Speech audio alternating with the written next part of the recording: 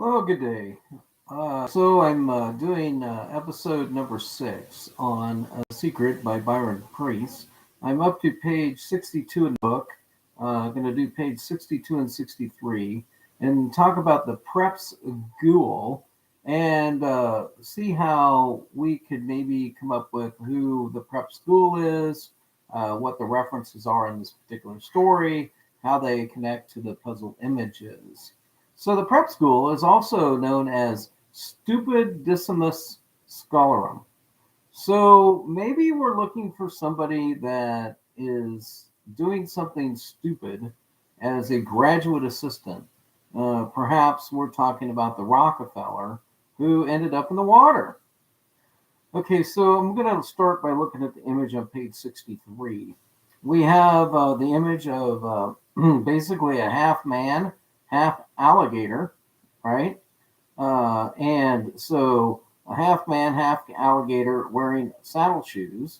And he's standing on one of the several steps of a walkway where there is a railing and there's then the individual connectors between the rail and the concrete. And so, are we looking for a half man, half animal? Well, we probably are, because that's exactly what the image ended up being for the Cleveland solve. And then the spotter's guide says you will find the prep school loitering about wherever balding blonde people of either sex look and laugh like they're horses. Okay, look and laugh like they're horses. Okay, well, that was a half horse, half man. And we're looking at a half alligator, half man. Well, the Rockefeller that ended up being half man, half alligator is the one that fell in the water at in New Guinea. And the one that was bald and blonde, of course, the Propecia in the Rockefeller family would tell you that you're going to have a blonde and balding figure. Again, if you look at these images and you look at where they were photographed, so the instruction to Ben Asen was, hey, take that half man, half alligator out and photograph it on some steps. And it's a photograph it on some steps that look like a certain thing. Put some columns in there, if you will. Put a railing. Put that type of thing in there, and make sure you have some saddle shoes on the image. Joanne Trilling, Joellen, I want you to make something that looks like a half man, half alligator. I'm not going to tell you why, but I'm going to have you make something look like that. I want to make sure it has a tail on it. I want sure it has plenty of sharp teeth on the top of it. And so that's the kind of thing that I want you to create and to be photographed. Um, so the other reference here for the prep school is probably the Izod and the polo shirts. And so the polo shirts would certainly give you that same horse theme, right? Uh, and the Izod company is also what an alligator on the shirt was the Izod company. And so between Ralph Lauren, Izod, uh, I think we've kind of got an idea of what was going on here. The Izod Corporation is an American clothing company, and it produces dressy casual clothing. It's a division of Authentic Brands. Uh, in the 1930s, Vincent DePaul Draddy was an American entrepreneur, a scholar athlete at Manhattan College, and he also was employed by David Crystal. They needed a strong name to associate quality merchandise for menswear. Uh, and so we've also got a reference to the Windsor tie knot and the King George V. Um, Vincent DePaul Draddy, there's not much more information about this guy other than he was an entrepreneur and scholar and he attended Manhattan College in New York. Um, he became associated with the Azad name, which he helped popularize. Draddy played football and basketball and golf. Draddy was also a Hall of Famer and former chairman of the NFL. Oh, no, the National Football Foundation. Uh, Draddy Trophy, now known as the William B. Campbell Trophy, is awarded to an American college football player with the best combination of academics, community service, and on-field performance. It's like called the uh, academic Heisman. And so Vincent, remember Vincent the cat in the very first part of the book? So again, we've got Vincent reoccurring here. Maybe that's confirmation that I'm on to the Izod and on to the scholar athlete aspect of this. Um, so let's look at a couple of other things that's mentioned in here. Tom Brown's school days is mentioned specifically in the Preps Ghoul. It says the original prep school attended the latter institution and wrote the book Tom Browning's Ghoul Days. Well, who is it that played? So we got a rugby player, right? So this is a book that was called Tom Brown, right? We've got the Brown and the School Days. Well, I can remember Brown versus the Board of Education as being a school days type of thing. And the Brown versus the Board of Education was an important ruling back in the day, considering civil rights. And so maybe an aspect of this story has to do with a Brown and Brown school days. The rugby school is another aspect of this. And this book was written by Thomas Hughes. Well, didn't we just not have a Hugh listed? Like, what was this, Hugh Lagoon? And now we've got a Thomas Hughes put in front of us. So basically, in the book, a young Tom wanders the valleys freely on his pony. Serves as a contrast with the hellish experience in his first years at school. So Tom Brown's book is about a boy on a pony. Oh my gosh. A Rockefeller ended up being on a Cleveland, used to be was like a half boy, half pony deal. So maybe this Tom Browning's Ghoul Days, we were supposed to get from that the book is about a boy and a horse. Oh my God. And the Cleveland puzzle simply was partially about a boy and a horse. And so maybe that was the connection we were supposed to make, was this Tom Browning's. So if you basically combine the history and the Spotter's Guide information about being bald, about being blonde, about being a horse, the shoes that the image is wearing are called saddle shoes. The black and white shoes are called saddle shoes, by the way. Just to help you out with a little bit of what those are. Certainly, if you have Propecia, you don't need dandruff shampoo. We have the dandruff mentioned in the earlier part. The Bloody Mary, I couldn't help but look up what a Bloody Mary is. And so the origins of the Bloody Mary, Bloody Mary. Well, I know somebody that ended up getting bloody when they were in Papua New Guinea. But the French bartender, Ferdinand Perrotoit, is one guy credited with the Bloody Mary. And he founded the thing in London in a bar called Harry's New York Bar. We got a Hemingway reference to the Bloody Mary. New York's 21 Club has two claims associated with the Bloody Mary in the 1930s. And George Jessel also has a connection to it. In 1939, Lucius Beebe printed in his gossip column the New York this New York, one of the earliest references to the drink. And so it looks like the Bloody Mary has ties to New York. The 1939 publication Floridita, called Floridita Cocktail List, it called it a Mary Rose. Well, holy cow! I remember everything was coming up roses earlier, uh, and so the St. Regis Hotel is also a known aspect of this Bloody Mary.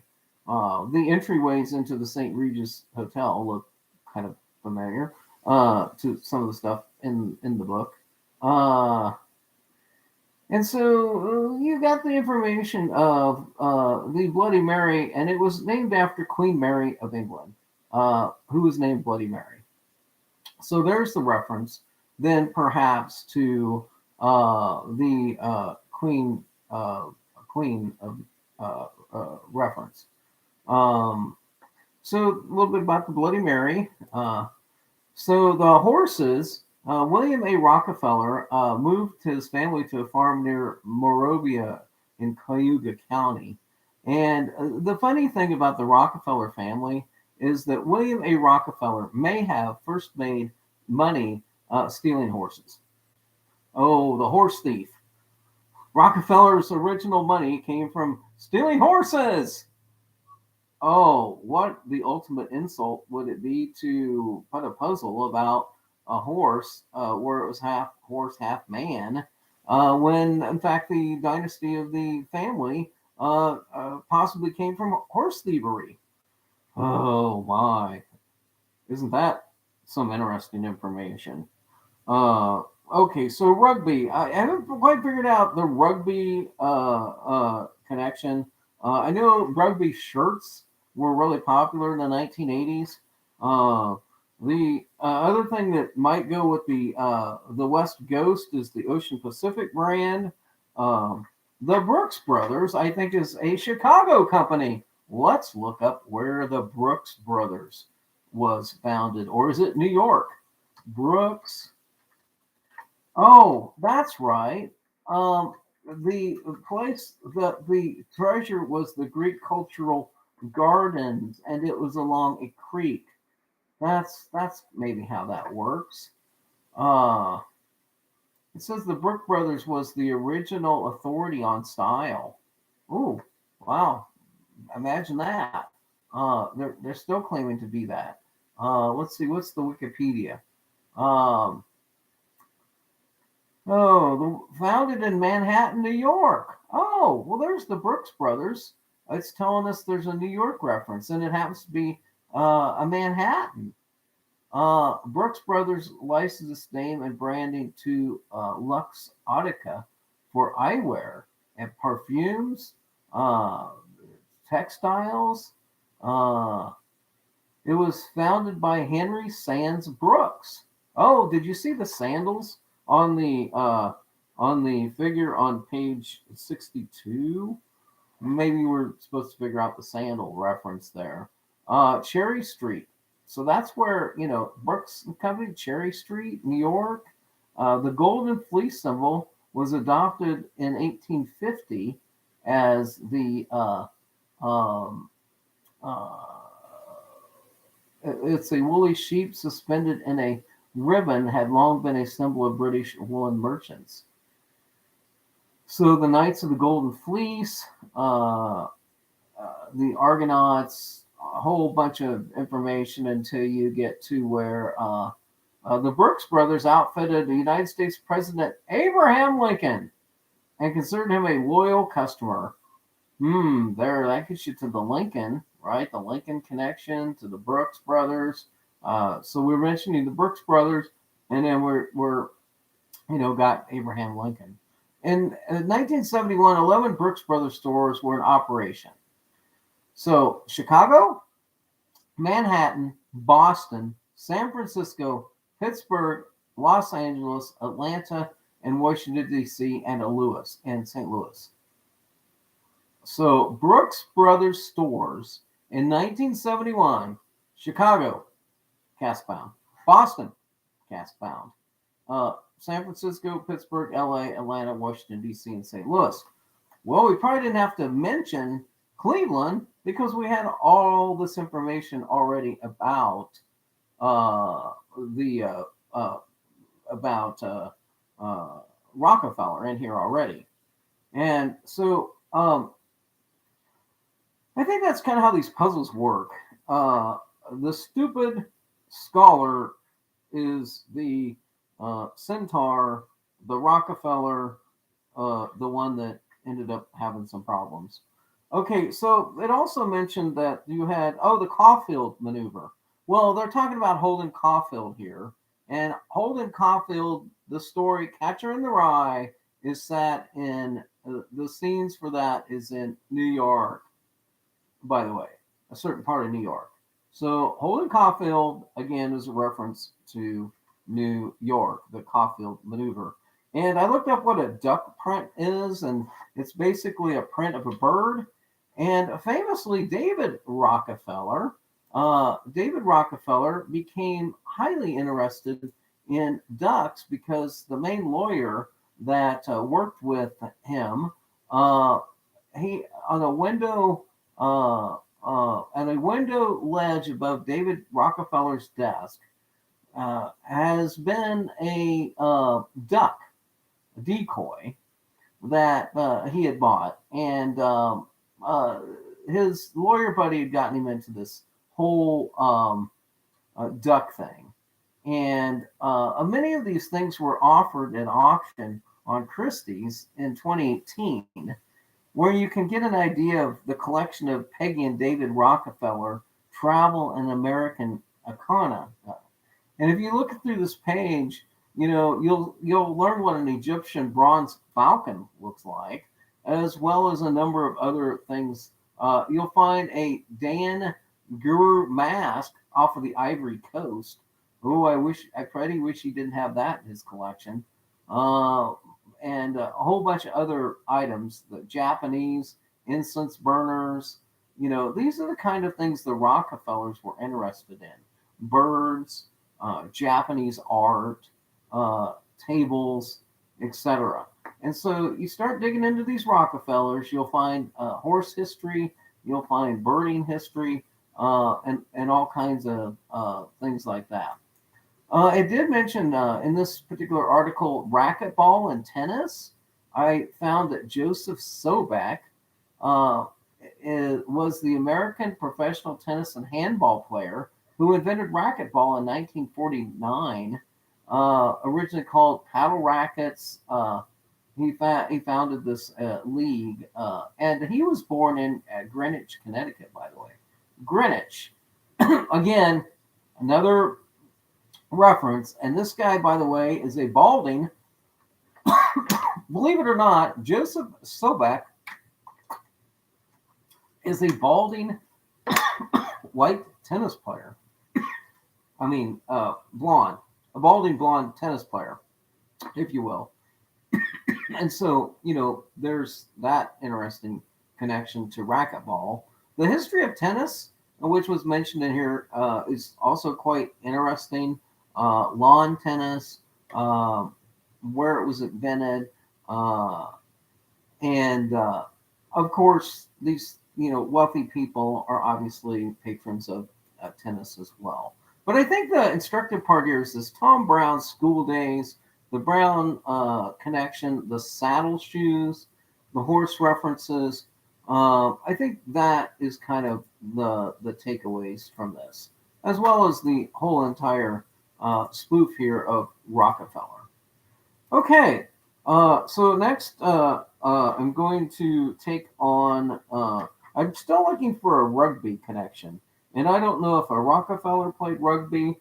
I know Chris Christopherson played rugby, and he might be associated with the West Coast. So I'll take a break, and then I'll come back and I'll talk about the West Coast.